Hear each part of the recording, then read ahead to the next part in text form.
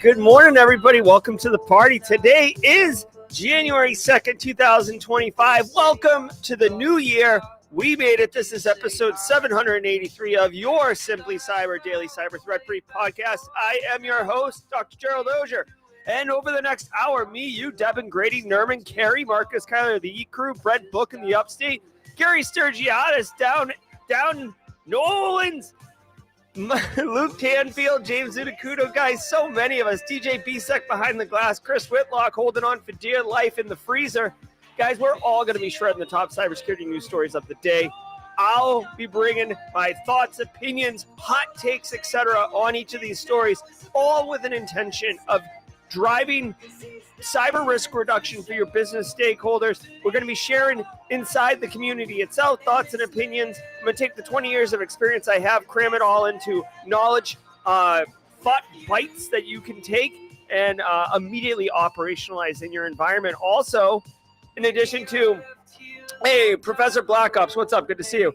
Listen, in addition to driving cyber risk reduction, the networking is phenomenal, including not just, hey, how you doing, what tools you got, but if you're a solo operator, meaning you're a one-person shop, you don't have coworkers in IT or coworkers in cyber, this is like an extension of your coworkers. You can bounce ideas. Hey, am I the a-hole? Like, is anyone seeing this? Those type of things, right? So don't feel you have to go it alone. That's a core value here at Simply Cyber. Support, inclusion, and community empowerment. Let's roll, baby.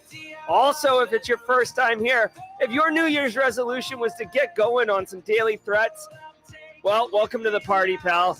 Drop a hashtag first timer in chat. We love welcoming our first timers. This community's amazing, and we're happy to have you here. Hope you continue to come back. Guys, before we get into it, I want you to know that all the stories we're going to go through in the next hour, I have not looked at, I haven't seen. The coffee go juice is actually kind of not going very fast right now. So I'm trying to knock the cobwebs out. Had the day off yesterday. I don't know if anyone else felt this way, but I felt like yesterday was a Sunday. So a midweek holiday is really jacking me up right now. So I'm going to work through it just like all of us have to. We're going to do it together. It's going to be epic. Now, before I get into it, first of all, I'd like to call your attention to the new thumbnail. You can be seeing this thumbnail around the YouTubes in 2025. I think it looks great. Shout out to Kimberly Can Fix It, who is the graphic artist behind this new look. And I just think it's classy looking and, further levels up the stream and the community and everything. So thank you, Kimberly. Looking good. Guys, I want you to know the stream sponsors help me bring this to you every single day, starting with Barricade Cyber Solutions. You guys know him. I know him. Eric Taylor, the crew over there at Barricade Cyber Solutions are dedicated to helping businesses from cyber attacks and recover from the damage done. Now, cyber attacks can cause massive issues for businesses and send dedicated, hardworking business owners into turmoil, but Barricade Cyber Solutions knows how to mitigate the damage done by cyber incidents. Believe that.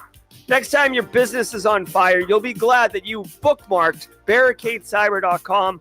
If you don't know, now you know. Link in the description below. Good morning, Alana Boyajian and Mara Levy, community members. Mara, did you catch in the garage on the intro? I know Mara's a huge Weezer fan, so we vibe on that. Guys, I also want to say shout out and love to Antisyphon Training. Antisyphon Training with their Anticast, their Wild West Hack and Fest, their on-demand training, their live training. Michelle Kahn, Wade Wells, Tim Medine, John Strand, the list goes on and on. They are a full-service shop. Let's do 30 seconds with Antisyphon. When I come back, I'm going to tell you how this episode, Tim McDonald and Elle Downing, I'm going to tell you how this episode solves your CPE woes in 2025. Back in 30.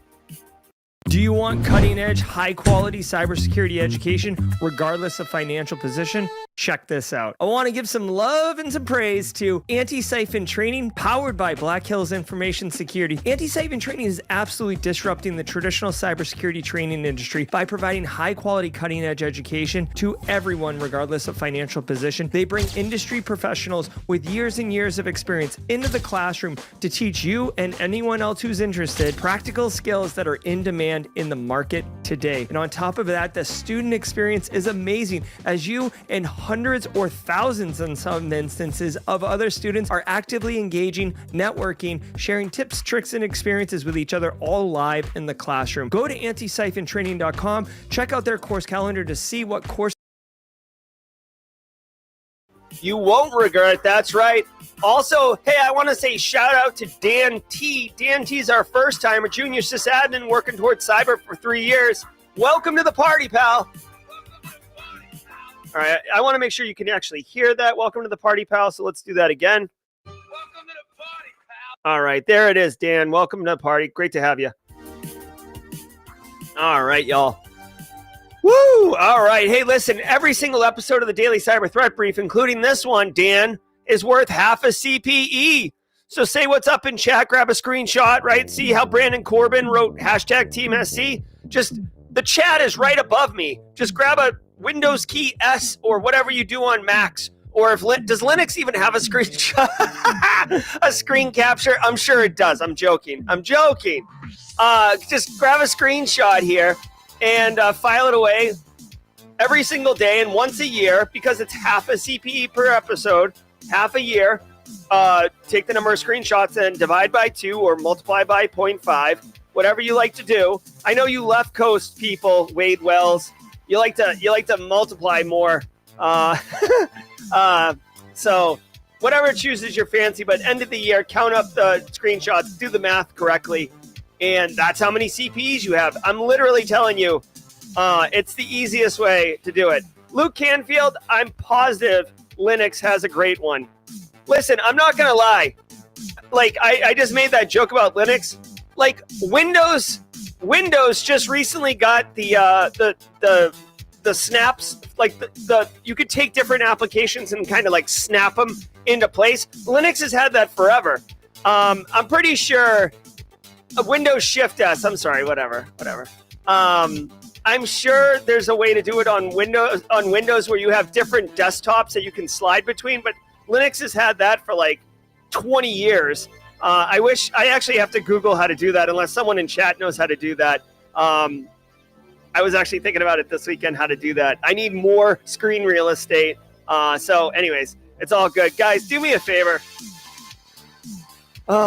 Good morning to all of you. The coffee, you guys power me. This show should be called Simply Cyber, powered by the Simply Cyber community. I was kind of dragging butt here, and now you guys, the energy you're putting off, this coffee, screenshots, Windows Shift T. Okay, hold on. Let me not do that, Bilbo, on stream. It'll probably cause a problem. All right, guys, sit back, relax, and let's let the cool sounds of the hot news wash over us in an awesome wave. See you at the mid-roll. Hey, James McQuiggan. At 35,000 From the CISO feet. series, it's cybersecurity headlines. These are the cybersecurity headlines for January 2nd, 2025. I'm Sean Kelly. U.S. soldier arrested for alleged leak of Trump and Harris call logs. In an update to a story we covered in late November, authorities have arrested a 20-year-old U.S. Army soldier, Cameron John Wagenius, for allegedly selling confidential phone records in online forums last November. Krebs on Security connected Wagenius to online alias Kyber Phantom, who claimed to have hacked 15 telecom firms. In November, Kyber Phantom posted what they claimed were AT&T call logs for President-elect Trump and Vice President Harris. It's not yet clear if the data was genuine, but AT&T did suffer a major theft of customer data as part of the Snowflake account breaches last year. In his latest report, Krebs spoke with Wagenius' mother, who confirmed his connection to the Snowflake hacker. All right. So, dude, I'll tell you what, F around and find out. I've said it before, right? Like the United States, anyone can be president. That's not true. There's a caste system in the United States, and it's economically related or socioeconomically related.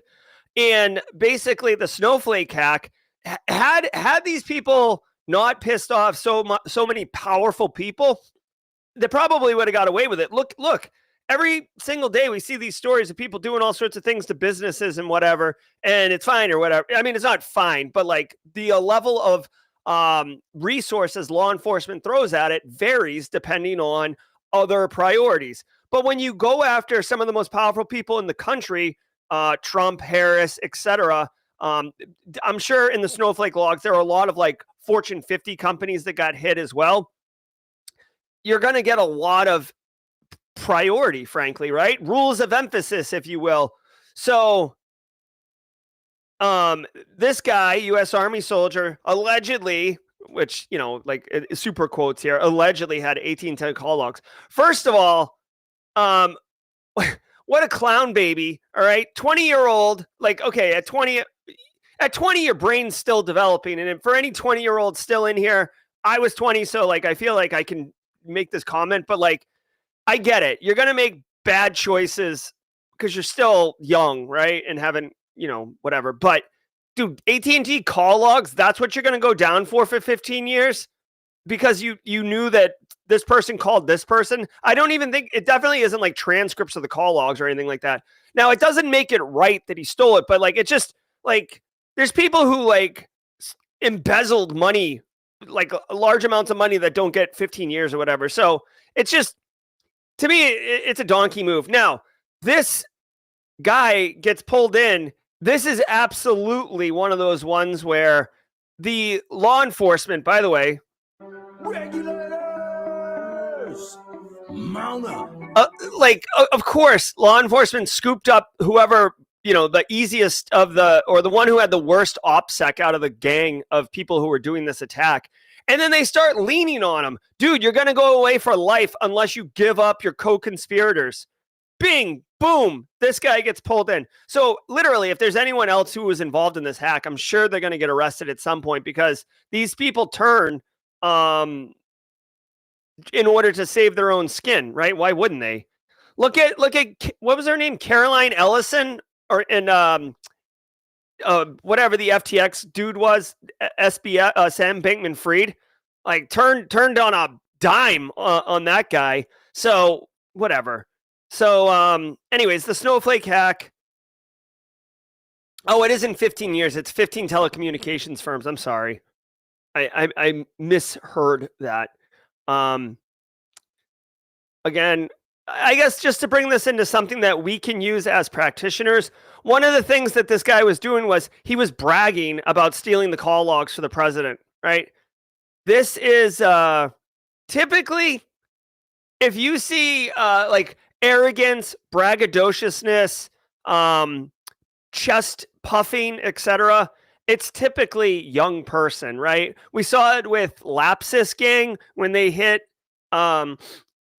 Caesars and MGM resorts or whatever, bragging online about what they're doing, being super rude in comments to the victims and stuff like that. And then it turned out to be an 18-year-old or a gang of like 18-year-olds. Basically, did you see the original Teenage Mutant Ninja Turtles movie, the one that came out in like the early 90s? You remember like Shredder had like the gang of like misfit kids running around doing like skateboarding and inline skating, smoking butts in like a warehouse. Like picture those people. Those are the ones who are like that. If they're hacking and being arrogant about it. So just when you're dealing with threats actors, there's typically kind of a personality. Not always. It's not 100% guaranteed, but there's certainly kind of like a personality between, you know, a professional, a nation state threat actor, a hacktivist, a young person, an older person, etc. So yes, be clear. The original TMNT, I know they've got all these forks and splinters. Oh my God. Did you see what I just did there? Iranian and Russian entities sanctioned for election interference. On Tuesday, the U.S. Office of Foreign Asset Control, or OFAC, leveled sanctions against Iran's Cognitive Design Production Center and Moscow's Center for Geopolitical Expertise. OFAC alleged these entities attempted to stoke sociopolitical tensions and influence the U.S. electorate during the 2024 U.S. election. Back in August, Meta said it blocked WhatsApp accounts used by Iranian threat actor Charming Kitten to target individuals in several countries, including the US. The Treasury Department said the Kremlin has developed a vast ecosystem of Russian proxy websites, fake online personas, and front organizations that give the appearance of being independent news sources. All right. So, I've kind of come around on this OFAC sanction thing. All right. So essentially, Iran and Russia, they're teaming up I guess we're gonna just live in the 90s today. Iran and Russia are teaming up like a 90s heel tag team in the old WWF. So think of what would be oh god, was it the natural disasters? It was earthquake and tsunami. Those two guys, and then they would take on like Tugboat and I don't know, Andre the Giant or something like that. The good guys. Basically, that's what's up. They're teaming up. These quote unquote teams are starting to kind of manifest where there's BRICS, right? So Brazil, Russia, India, China, South Africa. And now I believe Iran is up in there, and UAE, I think, might be in there, like Iraq might be in there. They added a bunch of countries last year or the beginning of this year. And beginning of this year would be like right now. Yes, the British Bulldog. Don't sleep on British Bulldog.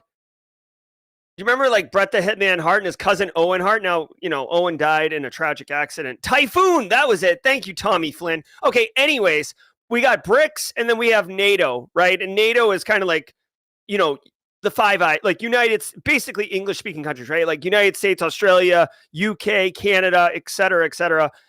Germany's in there. A lot of countries are in there.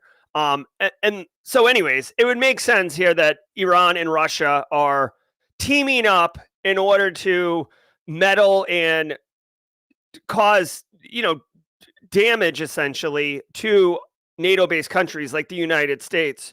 Now, this OFAC sanction, if you didn't know, I mean, this is kind of cyber adjacent, right? Because this is the impact of misinformation, disinformation campaigns. You got to remember when we talk about information security, which, by the way, Gen Z and Gen Beta, apparently Gen Beta started yesterday. We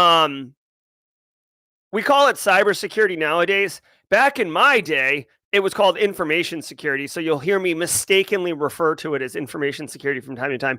The thing with information security you got to remember is we've got our 3 core security objectives: confidentiality, integrity, and availability. Now, confidentiality and availability are like the belle of the ball, right? IT cares about availability. Most end users like Carl think of confidentiality, but integrity gets kicked to the curb, right? Integrity never gets like its day in the sun. It's if there was a pie and we cut it into 3 slices, the integrity one's looking at their slice like, what the hell, guys? Like, I thought it was 3 equal slices, and confidentiality and availability are like, ha ha ha ha. No, right? So integrity gets screwed on the regular, but we have to, as practitioners, remember the importance of integrity. And in this instance, disinformation, misinformation, tainting data sets, this is an attack on integrity. And in this instance, the integrity of the information people are making decisions on, the integrity of the democratic process of these elections. And essentially that's what's happened here. So this OFAC sanction is kind of like a death sentence from an economic perspective. So if you get on the OFAC list, basically anyone that does business with you gets financially screwed. So you become radioactive and people won't do anything with you. Now, I will say, these are like shell companies, front companies, fake news, etc., that got stood up. So, you can close a business, you can open a new one, you can change names and ownership. So it doesn't really stop it. It just really mucks up the works and causes time and pain and resource depletion for Iran and Russia in this instance to tear down their infrastructure and build a new one. They also say in here 7 individuals who did spear phishing, hack and leak ops, and interfering with the political campaigns in 2020 and 2024 were also done. So when you sanction individual people, any accounts that are within the scope of the Department of Treasury or OFAC or whatever can get seized. You can't really do business with those individuals anymore. So that is, it's kind of like when SMU got the death sentence in college football. It's kind of like that. Like you basically still exist, but you're severely handicapped. So that's what's up. If you're interested, the federal prosecutor criminal charges are available online. And these 3 Iranian nationals. Oh, there we go. Look at this. There we go. See, here's the thing, guys. Criminals, they just look like normal dudes. I mean, maybe this guy on the far right looks like he's a little too serious, but the other two, like, cyber criminals don't wear hoodies. I'm wearing a hoodie right now, and I'm not a cyber criminal. Believe me. Kimberly can fix it. Go on audio. All right, let's go. Rhode Island's health benefits data leaked. Following up on a story we brought to you 2 weeks ago on cybersecurity headlines, cyber criminals have now leaked stolen data from Rhode Island's health benefits system onto the dark web. The RI Bridges system was designed by consulting firm Deloitte and supports state programs like Medicaid, child care assistance, long-term care, and HealthSource RI insurance. Deloitte is investigating and has been in contact with the responsible threat actor BrainCypher. However, it remains unclear exactly what data was leaked. Governor Daniel McKee said that the state is informing affected individuals with instructions on how to access free credit monitoring. Rhode Islanders are urged to protect their financial information by freezing and monitoring their credit, enabling multi-factor authentication, and avoiding phishing scams. Oh, okay. It's just that easy. Just avoid phishing scams. I don't see what the problem is. That reminds me of the Always Sunny in Philadelphia. Where it's like, yeah, just put on your job hat and go down to the job store and get yourself a job. I don't see what the problem is. Stop falling for fishes and you won't have a problem. Thank you for that groundbreaking guidance. Okay, so this is a follow-up on the, I almost said taco. Space Taco's name just kind of like buffer overflowed my brain. So if you don't remember, a couple weeks ago, a threat actor group called BrainCypher, which is new to me. I'm not familiar with that one. BrainCypher came out and said they hit Rhode Island, like the government of Rhode Island. Hey, Coffee. It says Coffee. I can't see the full name, though. Well, either way, Coffee M with a super chat.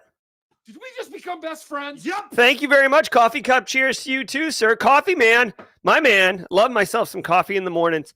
Okay, so BrainCypher hit a system for the state of Rhode Island that was built or managed by Deloitte. Now, Deloitte is a massive, massive professional services consulting firm. They're privately held. They have partners. They're everywhere. They're everywhere in the world, okay? And if you don't know about Deloitte, it's worth Googling or whatever, because honestly, they're one of those companies that's great to break into cybersecurity with. Again, you know what I should do? I should probably make a video for the channel on why professional services companies are great to break into cybersecurity and how to do it. I think everybody would agree, say, oh yeah, definitely do that. It's hard to do that. But it's let me know if you want. I'll give you the TLDR in just a second here. Real Bilbo with a squad, 18 months, bud. Found this gem 2 years ago and took me 6 months to sub. Always a pleasure, Bilbo, and looking forward to seeing you in class next week, Real Bilbo. Okay, so check it out. Really quickly, professional services companies get contracts.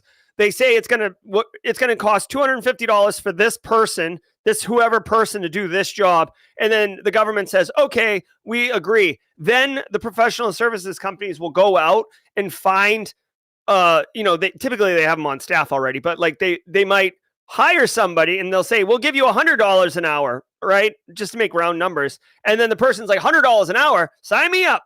And then they're like, all right, cool. And then they turn around and they charge the client $250 for you at $100 an hour. Now there's loaded rates and benefits and, on the bench, and there's a million complexities to it, but that's basically the simplest explanation of why that works. So the lower you are in experience, right, the more junior you are, but you're capable of doing the work. The more junior you are, the less money you can demand from the market for the service. So essentially, if they charge $250 an hour and they have, Wade Wells who charges $200 an hour, and then they have Jerry who charges $75 an hour, and we can both do the work, then it's financially more profitable for Deloitte to choose Jerry in that instance, okay? So you get what I'm saying? Like, the more junior you are, the lower you're going to cost, the higher the profit, which is incentivizing the professional services company to hire you. Now, you do have to be qualified to do the work, obviously, but that's basically it. All right. So let's get back to this story. F around and find out. Like, threat actors got the data. They're just playing the playbook here. They leak the data online, probably only some of it, to prove that they had it. Or the state declared they were not going to pay the ransom, period, full stop. And the threat actors leaked the data. Remember, I've said this in the past. When you make the decision not to pay the ransom, which is totally fine, the threat actor has to make good on their threats, or they undermine themselves, right? Because the next person they hack, they're gonna be like, "Go ahead, suck it. Like, what do you want?" Like, you know what I mean? Like, you have to make good on the threat. So the Governor McKee or whatever should have. I mean, they should have been thinking about what's the playbook, what's going to go on, et cetera, et cetera. Yeah. See, it says that cyber criminals released at least some of the files on the dark web. My suspicion is that they leaked some of it in order to ratchet up the pain threshold and have customers whose data got compromised start putting heat on the government itself as well in order to do something. Like always, the government's going, or the victim organization is going to provide identity and theft monitoring for you. So go ahead and throw that on the tire fire.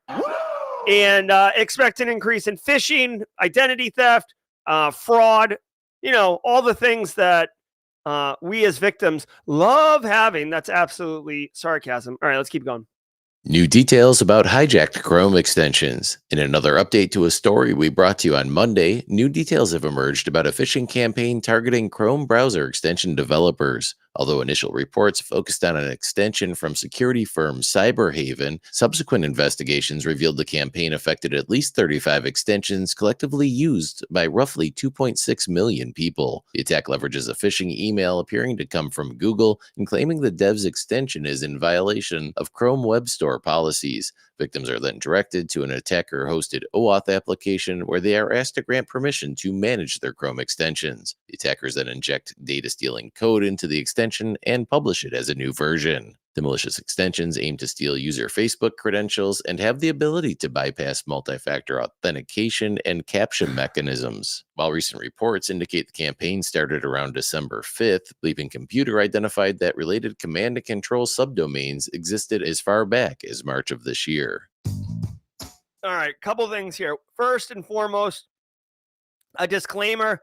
I was using Wade Wells, BSAC, me as just token names for my thing.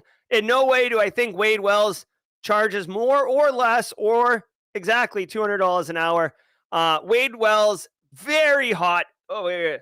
That Hansel's so hot right now. Wade Wells, hot demand. I think he probably charges close to $1,000. His mustache, an extra 200 plus up. You can get Wade sans mustache, but really, I mean, if you're going to go big, if you're going to be a bear, be a grizzly, get the entire Wade Wells package. Now let's talk about, yeah, no kidding. Right. Hey, so check it out. These Chrome extensions, I would tell you, first of all, as a personal individual, I would, Wade charges more. Great. Listen, as a personal exercise, if you are a Chrome user, which many of us do, I would strongly recommend you periodically, and maybe even right now, check what extensions you have, clean them up. To me, Google Chrome extensions are kind of like WordPress plugins, like the modern day WordPress plugin. Like, people will fire up all sorts of Chrome extensions, try them out, and then just like abandon them and not disable them, turn them off, whatever. It does introduce attack surface. The browser is an attack surface, basically. A lot of people using Chrome. Websites can be configured with malicious JavaScript, right? In order to, whatever, keylog, cryptojack, whatever you want. So definitely an individual thing. Now, this particular attack is sophisticated. They said that Cyberhaven one was only down for like an hour. If I was a threat actor, okay, I would not attack. I wouldn't attack politicians. I wouldn't attack security companies. All right, like there's just why. In my opinion, if you're going to be a threat actor, like go for soft targets. Why are you trying to hunt like a lion, like in its prime, when there's like a wounded gazelle and a zebra with like a 3-legged zebra over there? Like, just go get that. Like, why you got like whatever. Anyways, these Chrome extensions sound sophisticated. They had C2 infrastructure, that's command and control infrastructure, basically allowing the threat actors to centrally manage and be able to understand how much impact they had. Remember, with an attack like this, you don't know exactly who's going to install the extensions. You don't know exactly what victims you're going to get, what kind of data they're using. You don't know if it's a high value target or if it's like a red herring, right? Somebody who's like not, doesn't have a lot of money for you to steal, doesn't have a lot of access for you to weaponize, etc. So you need, honestly, some type of management plane in order to sift through all of the Easter eggs that you're picking up. Let me see if there's actually a list. I did see someone in here say, Brian Mulder says, are extensions really that useful ever? I mean, personally, I don't know. If you guys got a couple extensions that you like, drop them in chat. Personally, I run 2 different ad blockers. I have the Bitwarden one. I use Loom all the time. I have a ChatGPT one that's built in. I don't use that one very often, but I do have it. vidIQ's up in this piece. I like them. Ghostery Tracker and Ad Blocker, my 2 ad blockers, by the way. If I've been using those for years. If you guys were wondering, I think they're fantastic. Obviously, occasionally they cause performance issues, but whatever. That sounds like a Viagra commercial. My Chrome extensions are causing performance issues. All right, so they say 35 different extensions. I would like to know what extensions these are, honestly. Because what they can do is not just keylog, but they also can bypass multi-factor authentication, steal session tokens, right? So keylogging or info stealing, right? So keylogging would be more where like you're typing. Info stealing is stealing things that are like saved, like passwords, session tokens, cookie values, etc. So that's how it can bypass multi-factor authentication, because it just gets the oath tokens and off it runs. It does start with a phishing email. So of course, educate your end users. If you can, block domains like these 3 domains right here, supportchromestore.com for extensions, Chrome 4 extension. These are definitely already taken down. There's no way that they're still up. But my point is, an end user might look at supportchromestore.com. That doesn't look like some domain generated algorithm domain name. This looks like something that you could totally fall for. Hold on. This just coming in right now. This is coming into the news station right now. Casually Joseph is reporting that 1 in 4 browsers have trouble finishing their searches. All right. I want to say it does start with an email. You can see in the picture here, this is the email. I want to point out that sometimes this attack can actually be realized by like a watering hole attack kind of. So I've seen instances where like you go to a web page or something like that and a pop-up will say, and it'll be like, oh, there's some audio on this web page, or there's a video on this web page, or there's whatever on this web page. but you need a special Chrome extension to use it. Click here to install the Chrome extension. They make it really, really easy. Oh, Sean Sailors is trying to share the link. I don't know if you guys can drop URLs into chat. It's a security control, Sean, to make sure people aren't dropping malicious URLs. But mods, if you guys can pull that list of Chrome extensions, I would love to have that because that would be super valuable for people. You can go to a web page and it'll pop up using JavaScript. And a lot of end users will fall for that because it's just like an easy click through, and they'll end up installing malicious extensions, which is why I encourage you to audit your Chrome extensions from time to time. All right. Is the list here? Let me see. Oh yeah, anytime you get a Chrome extension thing, do read what it does. I always read this personally. Let's see. This I will tell you, this particular attack, a graphic of the cyber kill chain, a graphic of it would be phenomenal. If anyone's looking to create some content out on socials, that would be valuable. All right. Yeah, here. Look on screen. This is an example of the Facebook data that gets stolen, right? It's not just like one thing. I mean, it's a bunch of stuff, right? You could see they've obfuscated on the right. They've blurred it out, some of the unique identifiers for this particular victim. So, yeah. Yeah, the sysadmin should have a list of Chrome extensions that are approved or allowed. That's true, but a lot of, I don't know, Augusta Delgado, a lot of environments are BYOD. So, thank you, Casually Joseph. A lot of environments are BYOD. A lot of people use their personal laptop for business. So, having a list of approved Chrome extensions is quite, I mean, you can have a list. Implementing it in your organization is quite challenging. Here is a list of the actual extensions. Thank you, Casually Joseph and Cyber Haven. This is definitely something to you to take to your organization. Hold on. Where is all the Oh yeah, here they are. Okay.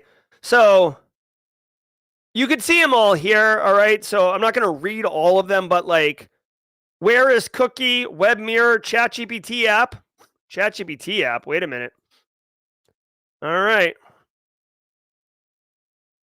So this could be a ChatGPT app. This could be one where it's like the name is similar, but it's not the same, right? So I use ChatGPT, but it's not called ChatGPT app. It's called ChatGPT Summarize in Chat. If I had to guess, this is one of those ones where they're trying to do like a name collision, or it's not quite typo squatting, but it's like that. Web password manager. All right, so definitely check this list.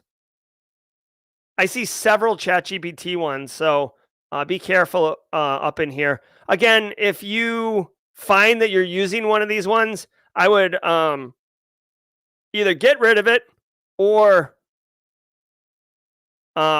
disable it until it's fixed, and then you might have to change your password, or at least go do a little bit of threat hunting on yourself. You can contact Wade Wells if you got $3,500 an hour, and he can do your threat hunting for you. Either way, ladies and gentlemen, it's time for the mid-roll. Dan T. Oh, wait, we'd like to thank today's episode sponsor, Dan T. Get ready, dude. The zero-day exploits and ready, supply Dan chain T. attacks First keep timer, you we're up about at to night. drop it. Worry no more. You can harden your security with ThreatLocker. ThreatLocker helps you take a proactive, default deny approach to cybersecurity and provides a full audit of every action allowed or blocked for risk management and compliance. Onboarding and operation are fully supported by their US-based support team. To learn more about how ThreatLocker can keep your organization running efficiently and protected from ransomware, visit threatlocker.com. That's ThreatLocker.com. Here we go.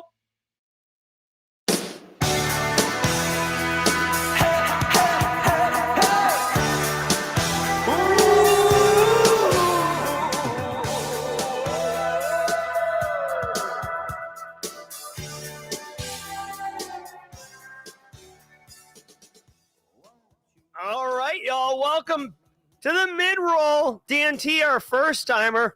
We do this every single day. Get a copyright strike. Guys, thank you all so very much. We're on to 2025. We're crushing it already, and this is how we roll. Thank you, all of you. If you are getting value from the stream, 402 of you beautiful people here right now. Do two things. Hit the like button if you would, but bring a friend tomorrow. Share this stream. I'm focused in 2025 to grow the stream's live attendance by 20%. That's a goal that I got. So help me build the community if you would. Thank you to the stream sponsors, Barricade Cyber, Antisyphon, as always, helping out and doing what we do. Guys, every single day of the week has a special segment. Dan with a super chat. Dan says, thank you, Gerald. Dan Catlich says, thank you for all the info over the last year. I passed my CCSK cert. Nice job, Dan. Straight crushing it like a boss up in here. Coffee cup cheers to Dan. Oh, yeah. Guys, every single day of the week has a special segment. Mondays is featured community member. Fleet us with gifted subs. All right. Taekwon Gong becoming a squad member thanks to Fleetus. Every single day's got a special segment. Thursdays is What's Your Meme Thursday. All of 2024 and all of 2025. Our very own haircut fish, a.k.a. Dan Reardon, makes a custom meme for the show. Typically, I'm the focus of that. Today's no different. If you caught my Tidbits Tuesday on Tuesday, and Dan, Tidbits Tuesday is where I share a little bit about myself. I got wrapped up in this trading card simulator game. Basically, I took on a second job that pays $0 an hour. Dan Reardon made this is the meme of the week. If you have played this game in a minute, you know that this is the environment. This is the card store, and this is what it looks like. This is where I work when I'm not at Simply Cyber. And you can see Dan's put me at the register. Looks like I'm flipping out a little bit at my customer. But the store's looking good. I've already expanded into the second, the unit behind me. I've blown the door out. There we go. Got some nice rares on display back there, so thank you.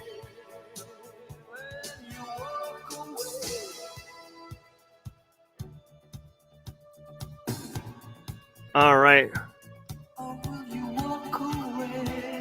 All right, that's up. So thank you, everybody. Thanks, Dan Reardon, Haircut Fish. Now, to end Jawjacking, I saw Dragos talk about a story at Jawjacking. We'll share that. Alpha Sierra is going to lead us off. Let's get our la-la-la-las on. Everybody take a good slug of coffee, and then get ready. La-la-la-las. Let's go, let's go, let's go.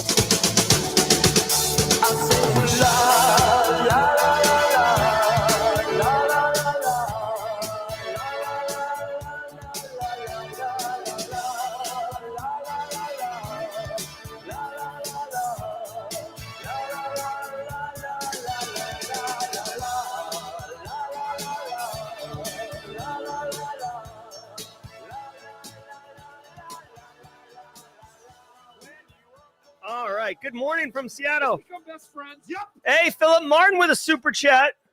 Thank you, Philip Martin. Wishing to donate $24 for 24 months of being a Simply Cyber squad member.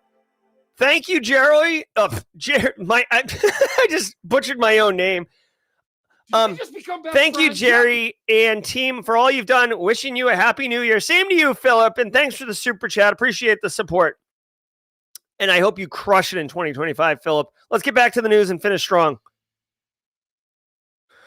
Harley-Davidson allegedly targeted by cybercriminals. According to a recent report, a threat actor dubbed 888 claimed in a post on an underground forum that it hacked systems of Harley-Davidson and stole over 66,000 customer records. Harley-Davidson has yet to issue any statement addressing or confirming the incident. 888's posts state that compromised information includes personal details such as names, addresses, emails, and other vehicle-related preferences. The threat actor posted a data sample, presumably exfiltrated from the company's systems or from a third-party vendor. What is that?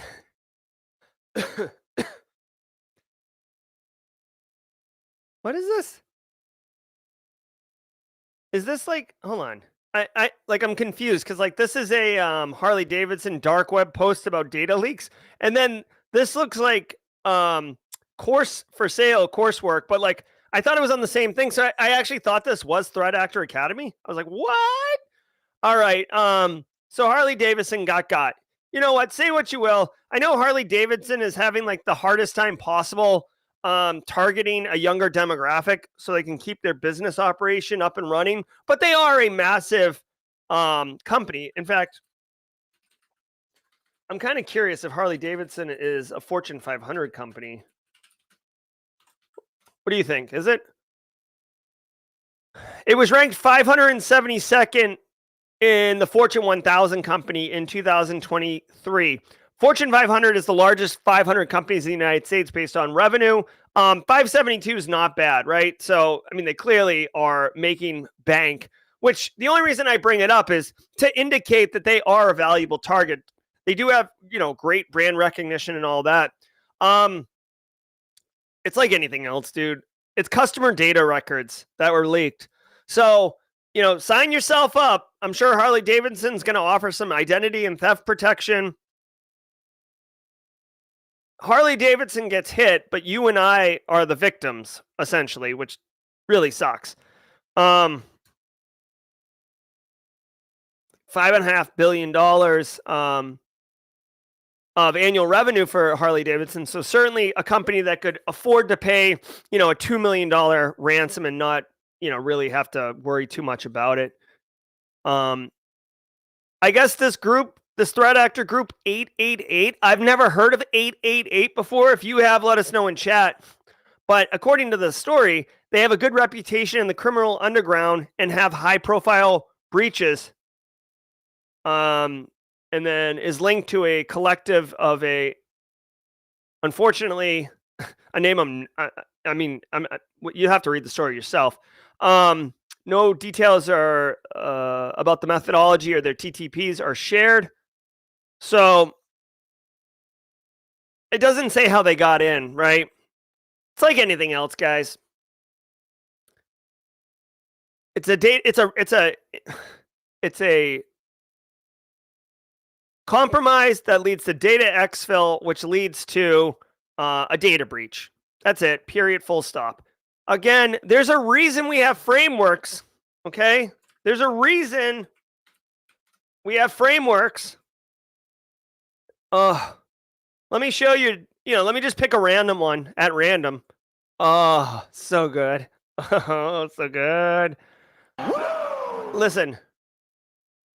Yeah, Valentino called it Chrome extensions on the Harley bikes. So there's a reason we have frameworks because, guys, even though we've been doing it a long time and we cannot reduce all cyber risk to zero, there are frameworks that give us the best chance of reducing the big problems and reducing the impact of when those problems are actually realized.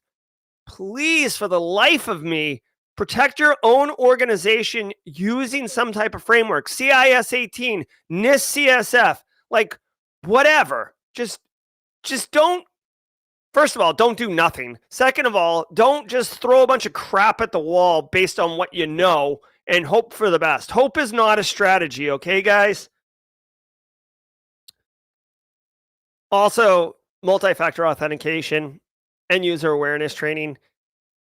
Privileged access management is hard to implement, but it's very, very high in risk reduction value.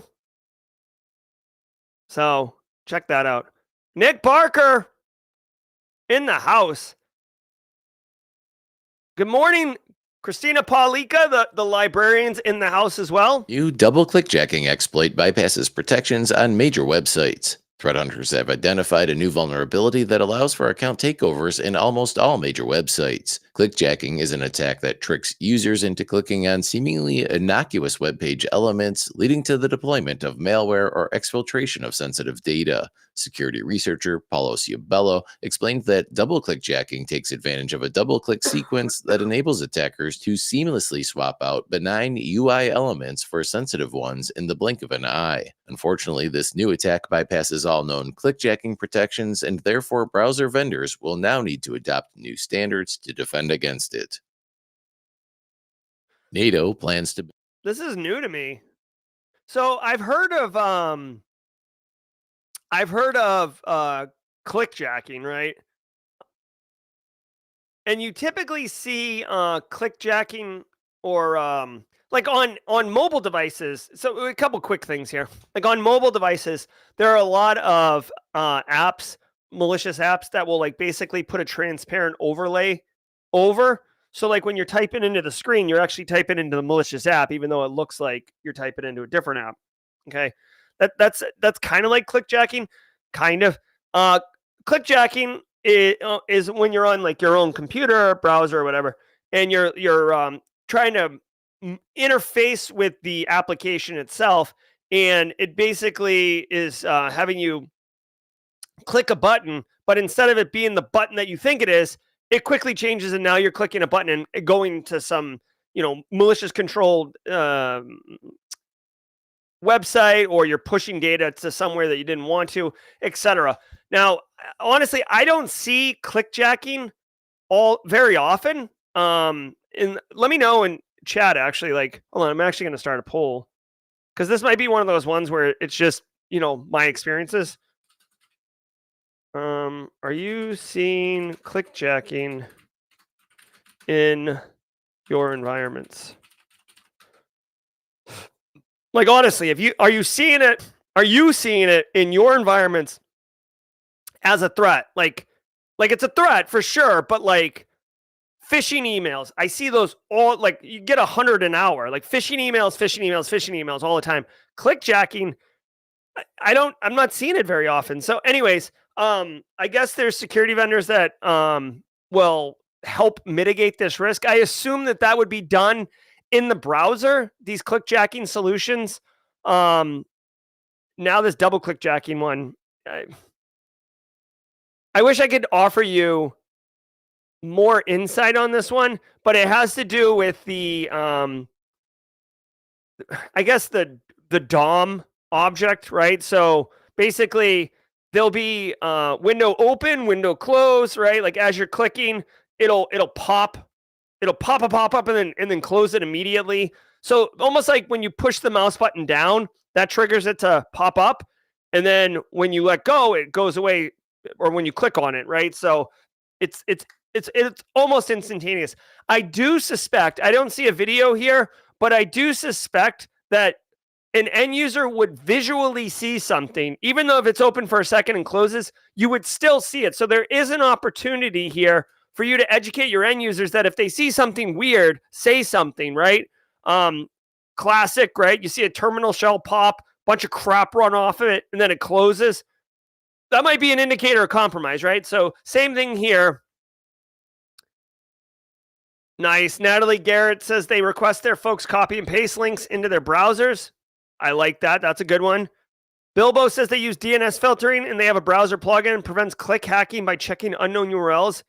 Very cool. I like that.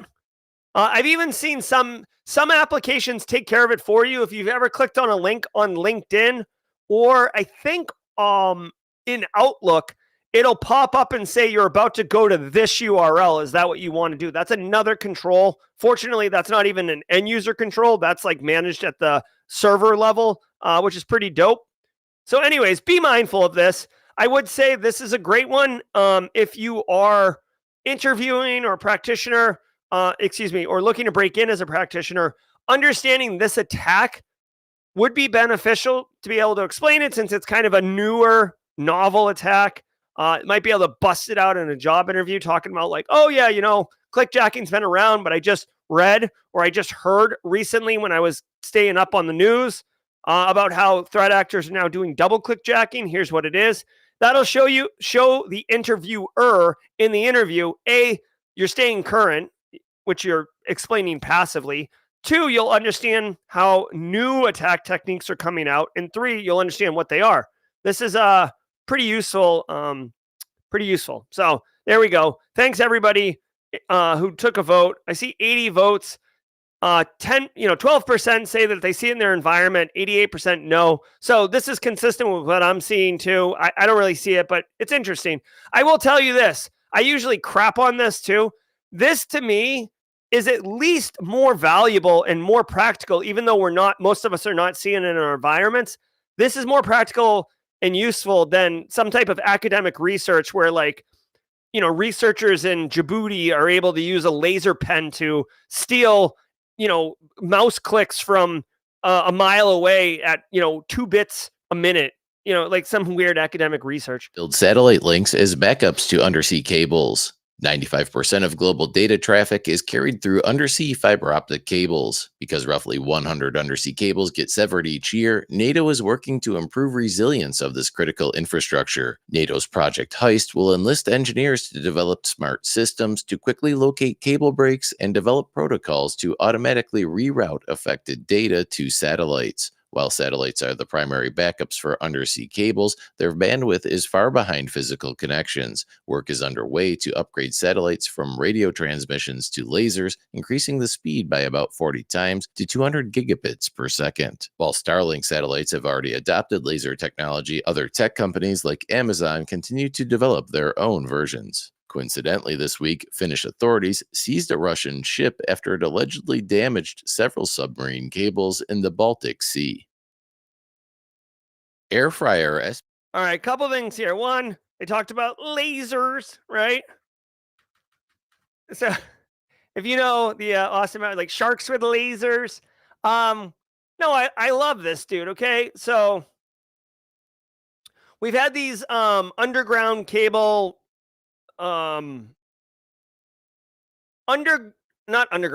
Undersea cable systems for connecting the world's internet. Remember, guys, remember this really quickly.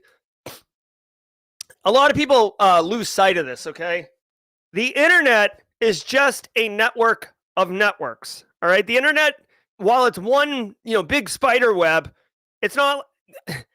If you ever watched IT Crowd, the elders of the internet, that doesn't exist. The internet is a network of networks. That's why sometimes when, a junior engineer at Facebook makes a BGP update incorrectly, Border Gateway Protocol, which is what connects the main ASNs together, which are the networks of networks. That's why Saudi Arabia goes dark for 6 hours, or you lose part of the world. It's the network of networks, okay? And in order to connect the United States to Europe, there's underground cables. Well, we're seeing all sorts of shenanigans, whether accidental or intentional, of cables being cut. We've seen some, especially in the Eastern European region, the Baltic Sea. Some Scandinavian countries have recently suffered some cable cuts. I think Nadine, Mrs. Auger, my wife, I think she told me yesterday or a couple days ago that Puerto Rico, 90% of Puerto Rico didn't have power because some type of cable got cut. So this is a risk, right? In the world of information security, y'all, we typically 90% of the time are worried about threat actors doing cyber things on the network, right? Hoodies up, keyboards clacking, lights down. That's what we're worried about. But don't lose sight. There's an entire world of risk on the physical and environmental and natural side that we need to worry about. A hurricane doesn't give a damn about your data center. If it wants to knock it over, it's going to happen, right? Hurricanes, typhoons, flooding, putting a server rack underneath an air conditioner that leaks on top of it, having the fire extinguisher behind the server rack so if it catches fire, good luck getting to the fire extinguisher. There's all sorts of physical things that we need to worry about as well. The nice thing is, typically physical security controls, you set it and forget it. Here is a halcyon fire extinguishing system. Here is a panic button to activate it. Here is an ability to turn on or turn off the main water supply. Like, simple. They're not very dynamic threats. These underground cables and the internet coming in, this is something that's proven to be a threat. And now we have the technology, right? It's a $6 million man. We have the capability to introduce satellite-based internet that has high enough bandwidth speeds in order to support actual real business operations, real government business or government, private sector, whatever. So, I mean, Starlink has proven this. So it's called business continuity. You get a cable cut, you don't want to go offline. What do? You have a satellite network that hooks it up. I love this. NATO, get on it. Let's go. It's gonna cost a pretty penny. That Hansel's so hot now. That was a misfire. Straight cash, homie. All right. Espionage raises data security concerns. While risks related to smart device hijacking are nothing new, since November, privacy concern related to use of air fryers has been gaining momentum on tech forums. Modern smart air fryers leverage AI, increasing their ability to collect and potentially expose personal information. The UK's Information Commissioner's Office recently released findings that certain air fryer models sold in the UK and the US possess the ability to eavesdrop on users through their mobile apps. In response, the ICO plans to introduce new guidelines for manufacturers of AI-powered gadgets. In the meantime, users should keep connected device software up to date, secure home Wi-Fi networks with strong passwords, and monitor permissions granted to related applications. All right. Couple things. One, what are we doing here? Why do air fryers need AI? First of all, why does an air fryer need AI? Second of all, why do you need wireless on it? Listen, I get it if you're like smoking a brisket for 20 hours and you stick a meat thermometer in it and go to bed. And if it gets over 150 degrees, wake you up so you can do something. Or if it goes below 100 degrees, something's wrong, get up and fix it. That's fine. An air fryer, the whole value prop of an air fryer is that it fries food wicked fast in a healthier way. What are you doing? Who is starting an air fryer and then walking away and being like, thank God I got this app on my phone to tell me what's going on? That's just the network connection. What AI, what are we doing in here? Is it suggesting what to stick in the air fryer? Like, good morning, David. Please insert waffle into my face. Like, who and what are we doing here? Now, that aside, okay? And dude,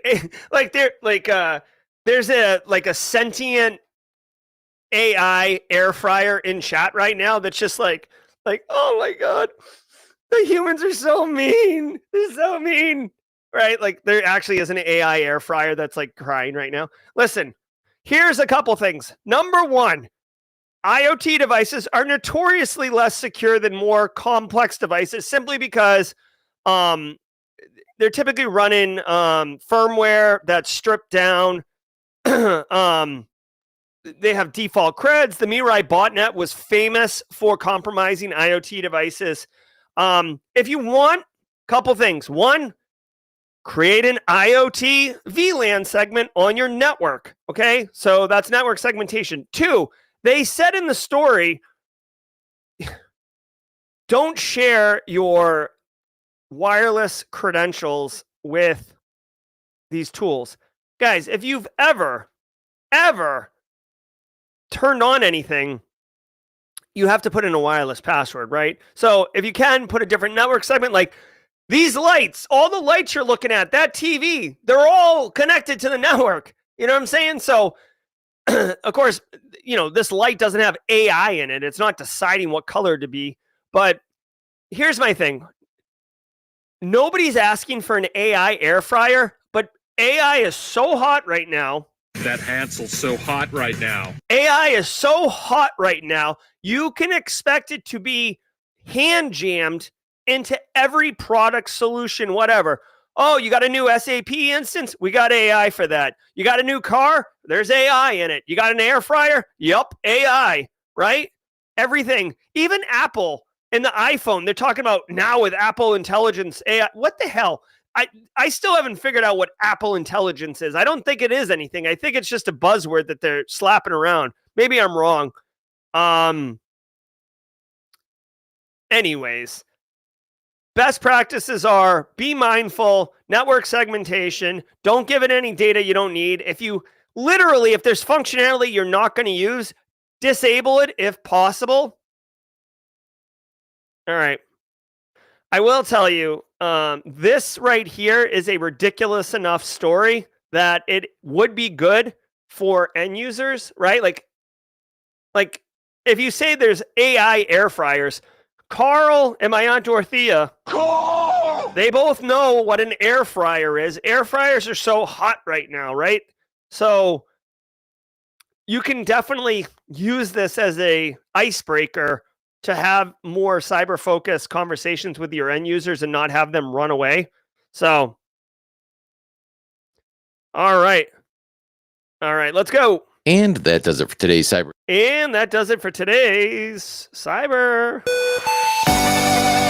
All right, don't go anywhere, y'all. Couple minutes over. Still getting into the flow of the new year, excuse me.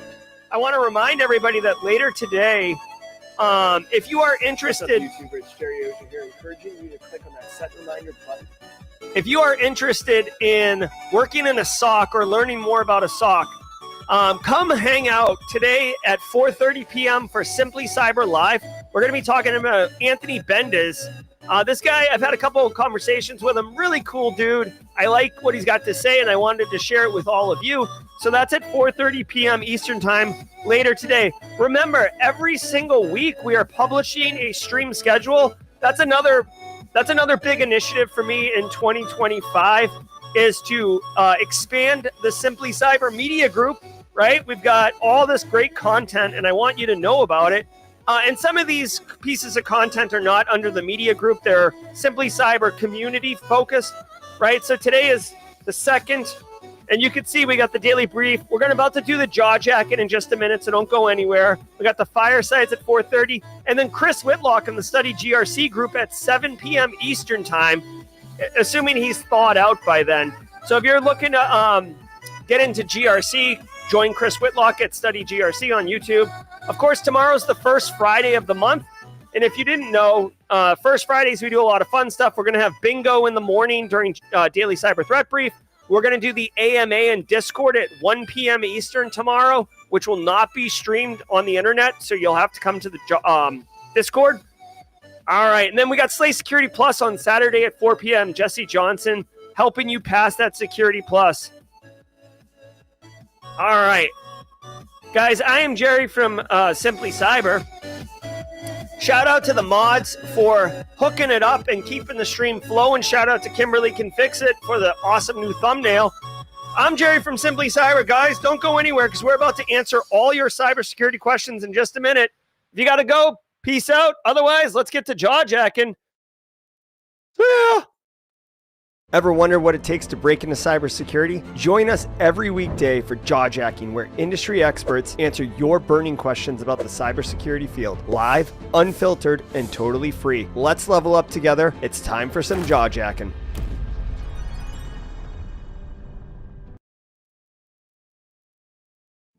Woo!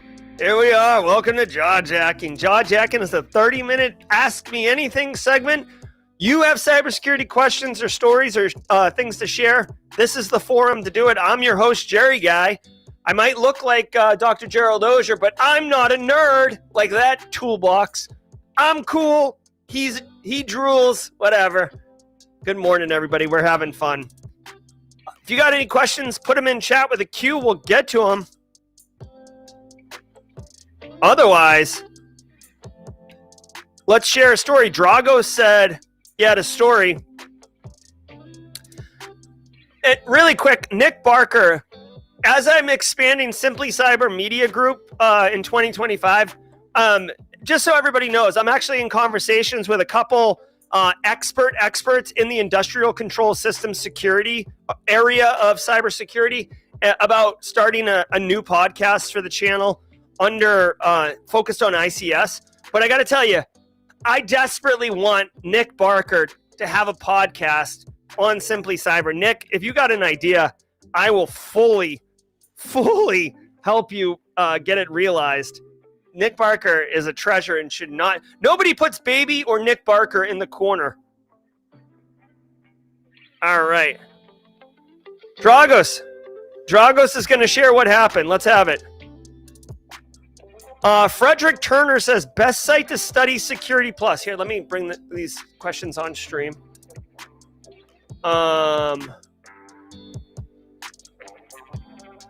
So Frederick Turner says, what's the best site to study Security Plus?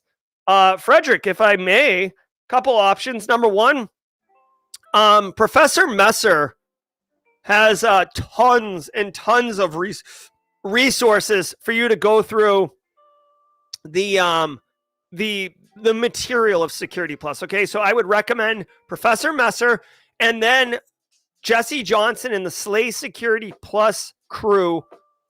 They do weekly live streams where they basically go through test questions, let you answer them, see if you get it right or wrong, and then explain why certain answers are right or wrong, and then go on to the next one. It's community, it's studying, it doesn't suck. Those are the things I would go to. All right, let's keep going. Dragos shared a story, says he was looking to buy a used car, wanted to create a VIN report, cost only $1, but little did I knew I saw a charge for $30. Uh-oh.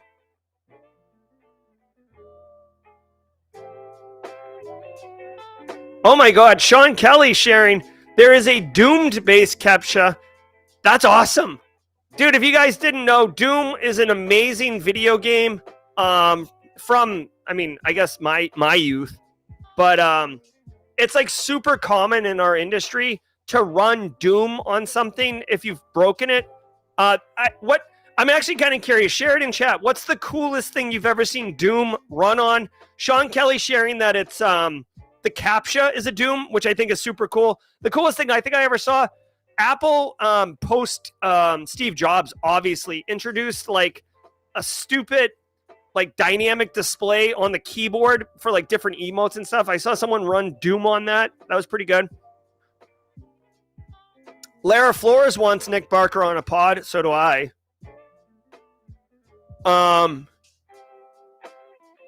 Phil Stafford. Okay. Like a Nick Barker after show. That we could do that. Drago says, long story short, blocked the card, saw the website, terms and conditions that you would buy the report, it generated automatically a trial subscription, and after 2 weeks, you're charged $30. Yeah, definitely keep your eye. That's super scummy. That is a super scummy, scammy business practice, Dragos. So, hey, everybody, if you put your credit card in anywhere, be mindful.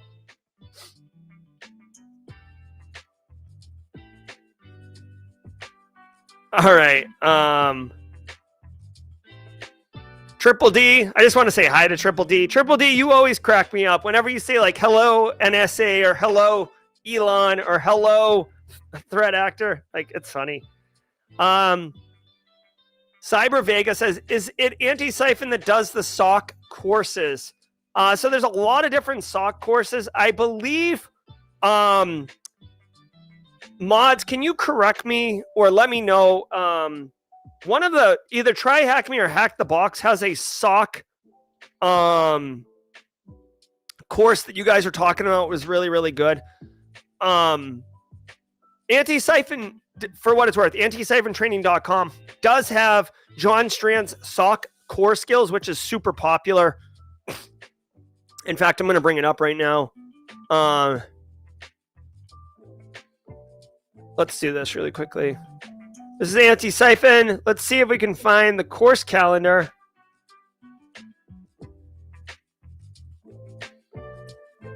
I don't see it.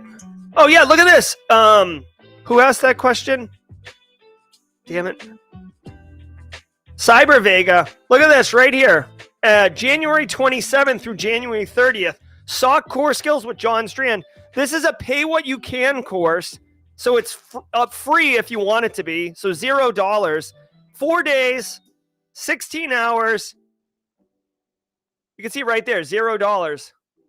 And you get taught by John Strand, who's an absolute legend. love myself some John Strand. I'm going to drop a link to this. As always, if you do sign up for this, please let them know Simply Cyber sent you. Simply Cyber has such an amazing relationship with Antisyphon and Black Hills and John and Deb and Zach and Kathy and all of them over there. So anytime we we typically go as a tribe into those trainings and just kind of dominate. So I'm going to drop a link in chat for you guys. So go sign up for that if you want. There it is. I'm going to actually pin it so you guys can get it. Oh my gosh. I'm seeing some people sharing their things that they saw Doom run on. That was funny. I saw Cyber Pappy said Doom on a pregnancy test. That could be the winner. That could be the winner, y'all. I've never heard of that one. Let's see. Roswell UK says Cisco has an ethical hacking cert. The course is free, 70 hours of content. I would get in on that, dude. Dude, do the free stuff first. Like, I have an online cyber academy that is part of how I generate revenue for my business and my family. And I am telling you to do the free stuff first. Like, definitely get up on it. I have a meeting at 10 a.m. Just so everybody knows. Hold on. Let's do the Doom stuff first, and then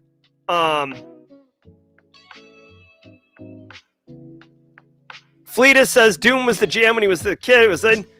Can Doom run in an air fryer? That's the real question. Let's see. Brent Book says Jason Dion has the best practice exams for Doom. Carrie says they ran... Oh my God, get out of here. Carrie says they ran Doom on a tractor. All right. Heartbreaker says, what are some open source software programs I can use to upgrade my home lab to practice cyber? Waza is a good one. Security Onion, Graylog. Those are all good ones. All right. Angular's heading to work. Guys, I want to tell everybody, programming note, and please share it with other people. Please. But the Citadel spring semester starts back up next week. So starting Thursday, I will not be able to do the jaw jackings. Now, traditionally, Eric has done the jaw jackings on Tuesday, and DJ BSEC has done the jaw jackings on Thursday. If you guys didn't know, among the many things that I do, I'm faculty at the Citadel Military College. And on Tuesdays and Thursdays, I teach from 9:30 a.m. to 10:45 a.m. On campus. So I have to basically haul butt down there. So I'm not available to do this jaw jacking segment.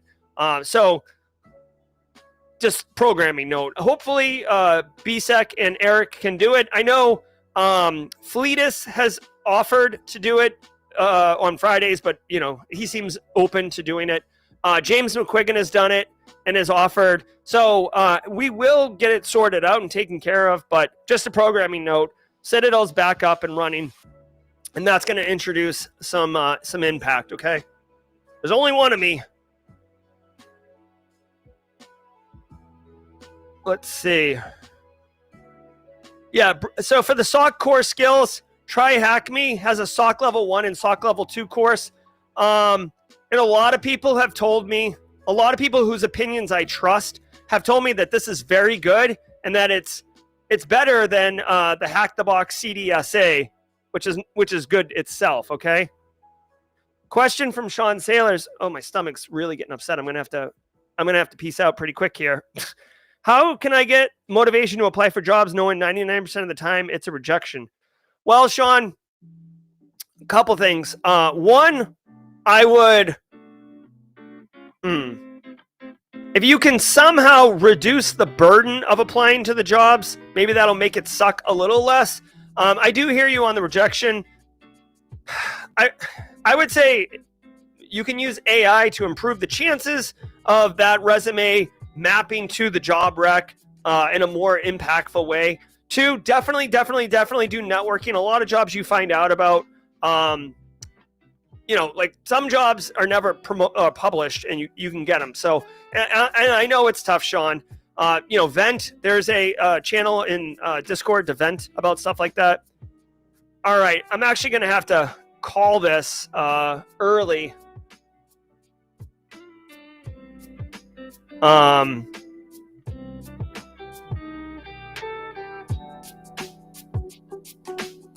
All right. Steve McMichael says, how are you finding the ChatGPT plugin? Honestly, Steve McMichael, I don't use it very often. I might even disable it, honestly. So a couple things. One, the ChatGPT client plugin is great for like the synopsis of a web page quick, but I don't use it very often. 2, this weekend, I actually canceled my paid ChatGPT plan. I've had it since they started. But I haven't been using it. I actually pay for Claude. I think Claude's a better AI than ChatGPT. So my go-tos now are Gemini and Claude. I've got to run. Hey, guys, thank you so very much. I'm sorry that I got to run. My stomach is like killing me right now, and I don't know what's going on. I got to go get some medicine. All right, guys, I'm Jerry from Simply Cyber. We'll be back at 4:30 p.m. Eastern time for the Daily Cyber Threat Brief. Apologies for cutting this early. But we are back for a new year, and we're going to straight crush it.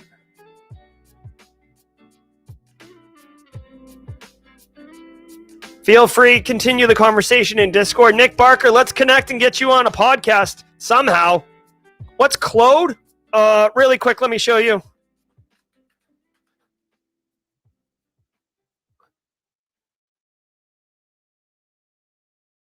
Claude.ai. Look. Really quickly, this is it. Claude.ai. See how it says, good morning, Gerald. Claude.ai. CLAUDE.ai. I love this one. Okay? It's a good one. All right, guys, I got to boogie out of here. Fleetus is in. I like it. Thank you, Legrand. I'm sure I'll be fine. All right, guys, everybody be well. Until next time, stay secure.